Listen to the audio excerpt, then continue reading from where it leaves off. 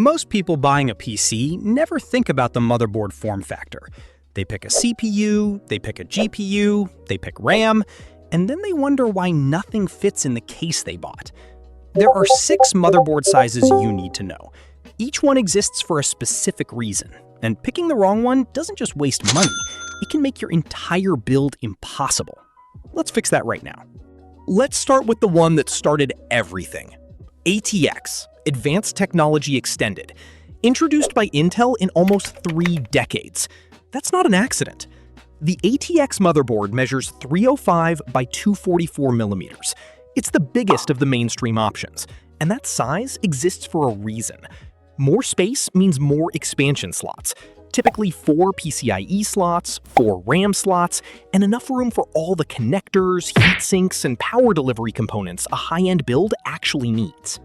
If you're building a gaming PC, a workstation, or anything that needs to be powerful and expandable for years, ATX is your default. It fits in most mid-tower and full-tower cases, it supports the most cooling options, it leaves room to upgrade later without running out of space. The only real downside? Size. If you want a compact build, ATX is not your friend. But if you want maximum flexibility and you're not trying to fit your PC into a shoebox, ATX is the answer. It's the standard for a reason. Now we're getting into the territory where most sensible builds live. Micro-ATX measures 244 by 244 millimeters, a perfect square, noticeably smaller than full ATX. And here's the thing most people don't realize. Micro-ATX fits in ATX cases, so you get a smaller board with more case options than you'd expect. The trade-off is expansion. You typically get 2 to 4 PCIe slots instead of 4, and usually 4 RAM slots, enough for any mainstream build. For gaming, content creation, and everyday use, Micro-ATX has everything you actually need. This is the Ryzen 5 of motherboards.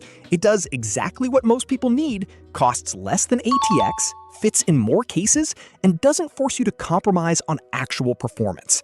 Most mainstream gaming builds don't need 4 PCIe slots. Most people will never fill them all on a full ATX board anyway.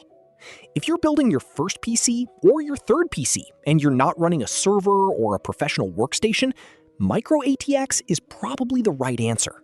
Smaller, cheaper, still capable of everything you want to do. I've got a challenge for you.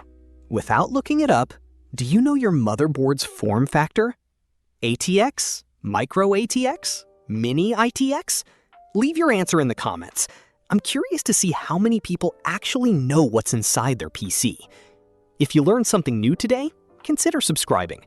Every week, I post more videos explaining tech in a simple and easy-to-understand way. And now things get interesting.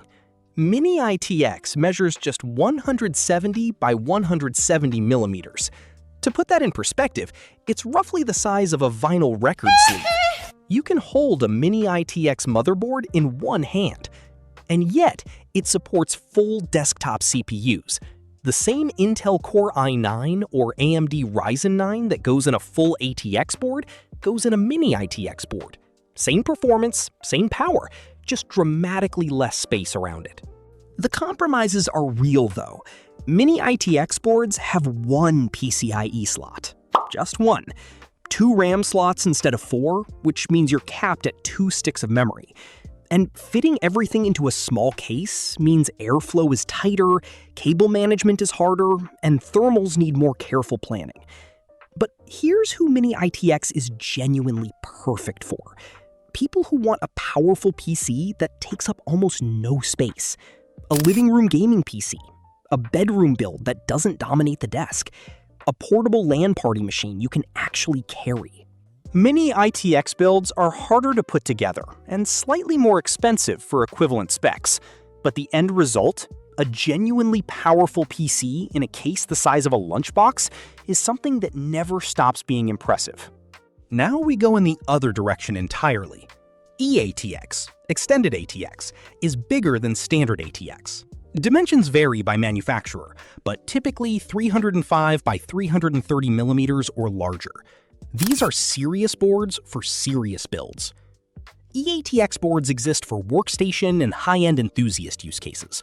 multiple CPU support on server-grade versions, 8 RAM slots for massive memory configurations, multiple PCIe slots for multi-GPU setups or heavy PCIe storage expansion, enhanced power delivery for extreme overclocking. Who actually needs an E-ATX board? Video editors running large projects in RAM, 3D rendering professionals who need every GPU slot filled, overclockers pushing hardware to its absolute limits, people who look at a regular ATX board and genuinely feel constrained. For everyone else, E-ATX is overkill. These boards require full tower cases and cost significantly more than standard ATX for features most people will never use. But for the person who needs them, they're irreplaceable. These are the form factors most PC builders never encounter, and for most people, that's perfectly fine.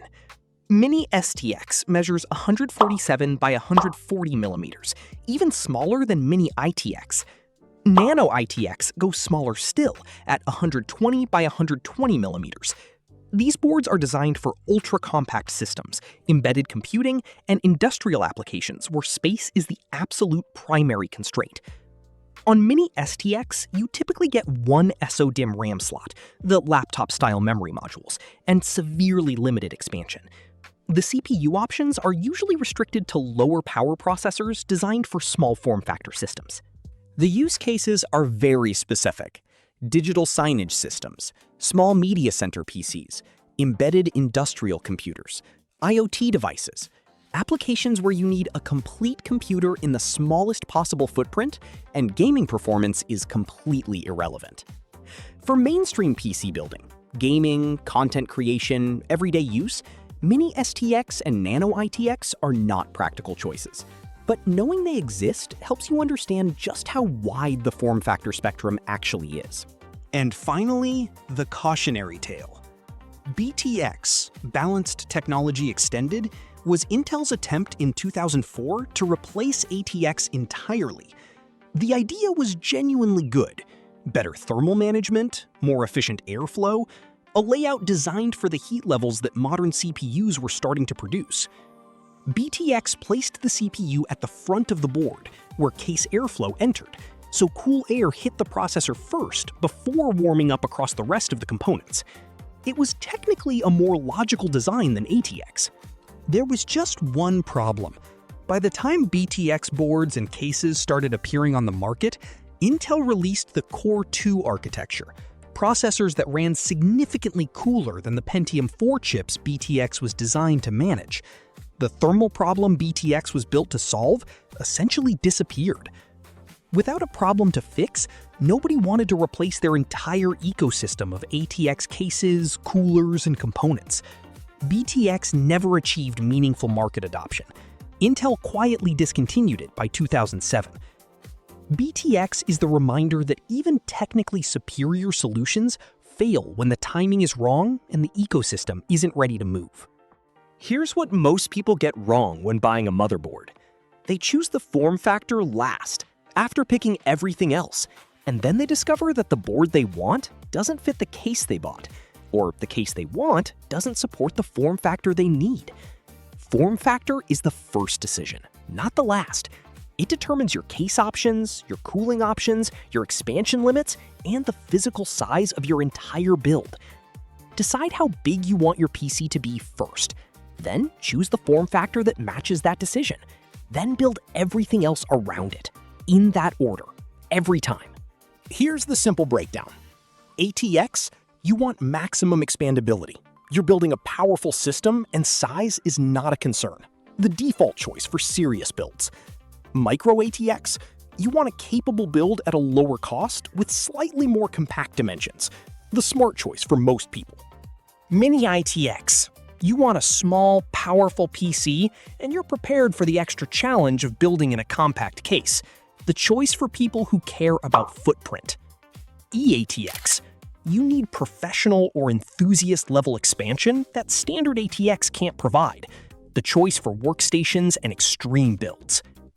Mini-STX or Nano-ITX, you need the smallest possible footprint for a specific application, not a mainstream choice. BTX? Don't. It's discontinued and there's no reason to go looking for it. The motherboard form factor is the foundation of your entire build. Everything else, the case, the cooling, the expansion, follows from that one decision. Get the form factor right first, and the rest of the build falls into place. Get it wrong, and you'll be returning parts and starting over. Which form factor are you running right now, or planning to use in your next build? Drop it in the comments. I read every single one. Subscribe if you want more tech explained like this, and check the video on your screen right now. You're going to want to watch that one next.